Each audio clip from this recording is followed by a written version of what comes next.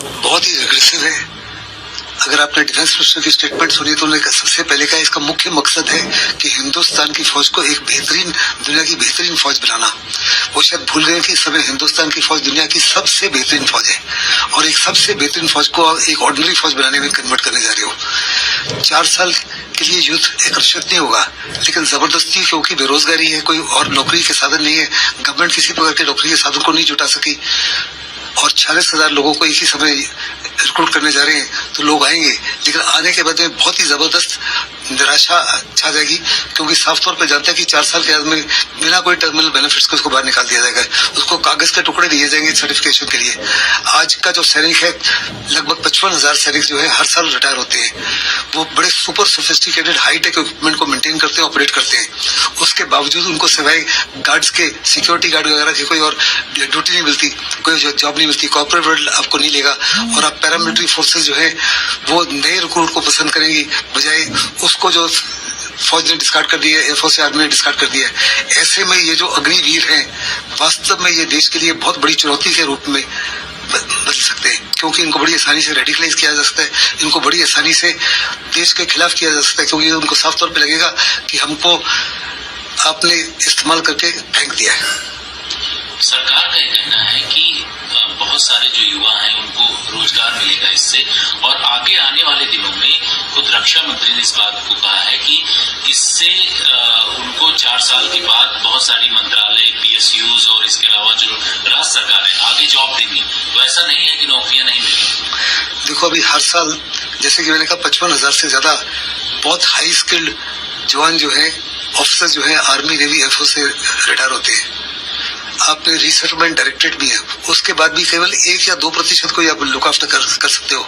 आप उनको तो नौकरियां दिला नहीं सकते, तो इनको कैसे दिलाओगे?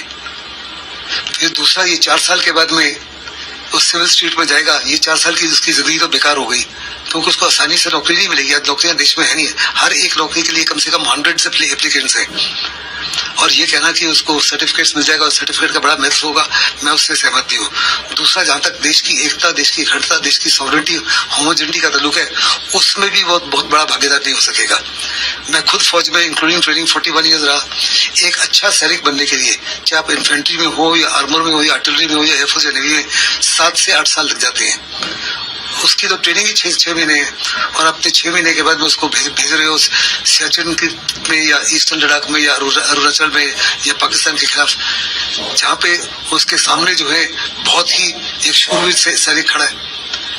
इसका तजुर्बा तो किसी प्रकार का हो नहीं, और साफ तौर पे जानता है कि मेरे को तो 3 साल 4 साल के निकल जाना है, तो क्यों वो अपनी जान को हथेली पे रखेगा? उसकी क्या मोटिवेशन होगी, उसका क्या मोरल होगा, उसकी किस प्रकार की तमन्ना होगा, किस प्रकार का जोश होगा, जिसकी राजनाथ सिंह बात कर रहे हैं। और जो तीनों चीज की प्रेजेंटेशन है बड़े ध्यान से सुनी, उनकी साफ तौर पे बॉडी लैंग्वेज दर्शाती थी कि वास्तव में वो स्क्रीन के फेवर में नहीं है, लेकिन उनको मजबूरन एक ऐसा नैरेटिव पेश करना किया जा रहा है जो गवर्नमेंट के व्यू को सपोर्ट करे।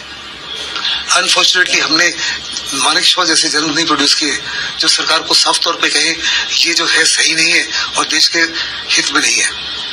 दूसरी सबसे बड़ी बात यह है कि आपके लिहाज से क्या इस तरीके का जो रिक्रूटमेंट ड्राइव चलाया जाएगा उससे इन लोगों को अगर बॉर्डर पर तैनात किया जाता है तो उसका नुकसान होगा या फायदा होगा?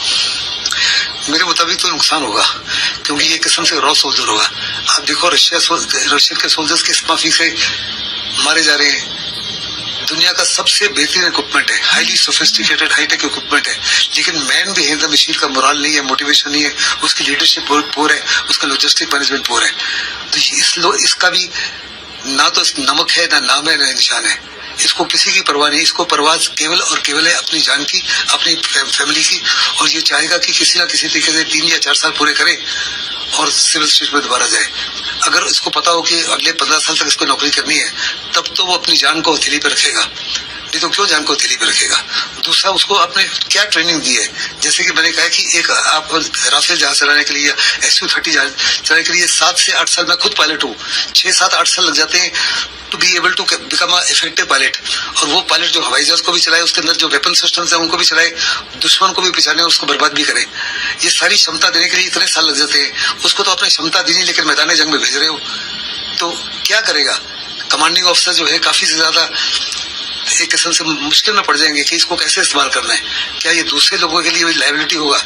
पेट्रोलिंग के लिए भेजते हो क्योंकि कमजोर तमन्ना है, इसका कमजोर दिल है, उस माफी की ट्रेनिंग नहीं है, उस माफी की मोटिवेशन नहीं है, उस माफी का मोरल नहीं है। क्या वास्तव में ये यूजफुल होगा या दूसरों को भी लेट डाउन करेगा? और जो दूसरे हैं उनके लिए ज्यादा टेंशन बढ़ेगी, उनके ऊपर लोड ज्यादा बढ़ जाएगा, उनकी रिस्पॉन्सिबिलिटी ज्यादा बढ़ जाएगी और हर साल ये बढ़ती जाएगी। आपके मुताबिक ये जो सैनिक होंगे इससे नुकसान हो सकता है किसी तरीके का देश को? मेरे मुताबिक तो देश को बहुत बड़ा नुकसान होगा। ये स्कीम जो है, आप कह रहे हैं कि समय की पुकार को निकाह में रखते हुए बड़ा लाजमी की चेंज लाया जाए। ये चेंज लाया जा रहा है दो मकसद के लिए। एक, देश में बड़ी जबरदस्त बेरोजगारी है, 2024 में इलेक्शन है, आप किसी न किसी तरीके से युवकों को नौकरी देना चाहते हैं। और दूसरा, आप कह रहे हैं कि पैसे की वजह से, अगर पैसे की प्रॉब्लम थी तो हमारी फौज की जो है टोटल नफरी जो है 1.4 मिलियन है। इस 1.4 मिलियन में 3,75,000 डिफेंस सिविलियंस है। उनकी सैलरी और पेंशन जो है बाकी जो फौज है, जो 3/4 बाकी फौज है, उनसे ज्यादा है। एक सिविलियन जब रिटायर होता है तो उसका पेंशन 5.38 लाख पर ईयर उसको देना पड़ता है, जबकि जवान रिटायर होता है उसका तकरीबन आप 90 लाख रुपए दे रहे हो। तो कहाँ 90 लाख और कहाँ 5.38 लाख? तो शिकायतकर कमेटी जो बैठी थी उन्होंने कहा था ये 3,75,000 डिफेंस सिविलियंस हैं, हमको सर्विसेज में एक भी नहीं चाहिए। लेकिन सरकार जो है वोट बैंक पॉलिटिक्स के लिए उन्होंने यूनियंस है उनको तो हाथ नहीं लगा रही, लेकिन आप अपने कटिंग एज को कमजोर कर रहे हो। जो आपका कटिंग एज है जिसके माध्यम से अपने देश की एकता और अखंडता को कायम रखा है, अगर आप आजादी से पहले का इतिहास देखें तो 1000 साल तक ये देश लगातार हार का सामना करता रहा। जो भी हमारे वेस्टर्न बॉर्डर्स है, जो भी समुद्री मार्ग से आए, हमको पराजित करके चले गए। मोहम्मद गजनवी तो 17 बार आया, हर बारी देश को प्लंडर करके चला गया। हमारी फौजें कमजोर थी, उनका मोटिवेशन कमजोर था, मोरल कमजोर था, और कमजोर फौजें देश की हिफाजत